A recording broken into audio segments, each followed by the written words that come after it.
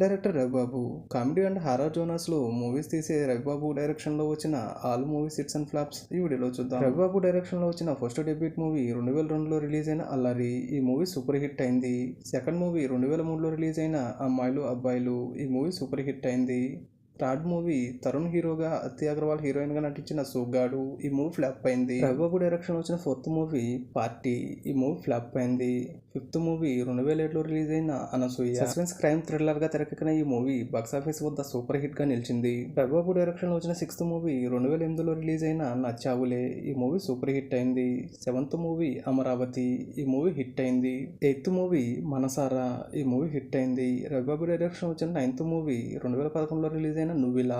ఈ movie super hit అయింది. 10th movie 2012లో పూర్ణ heroine గా నటించిన అవును.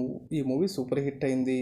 11th మూవీ 2014లో అల్లరి నరేష్ హీరోగా నటించిన లడ్డు బాబు. ఈ మూవీ బాక్సాఫీస్ వద్ద ఫ్లాప్ అయింది. 12th మూవీ అవును పార్ట్ 2. ఈ మూవీ ఫ్లాప్ అయింది. రవిబాబు డైరెక్షన్లో వచ్చిన 13th మూవీ 2016లో రిలీజ్ అయిన అదిగో. ఈ మూవీ ఫ్లాప్ అయింది. 14th మూవీ ఆవిరి. ఈ మూవీ ఫ్లాప్ అయింది. 15th movie crush. ఈ మూవీ 2021లో రిలీజ్ అయి ఫ్లాప్ అయింది. 16th మూవీ అసలు. ఈ మూవీ ఓటీటీ వేదికగా రిలీజ్ అయి ఫ్లాప్ అయింది.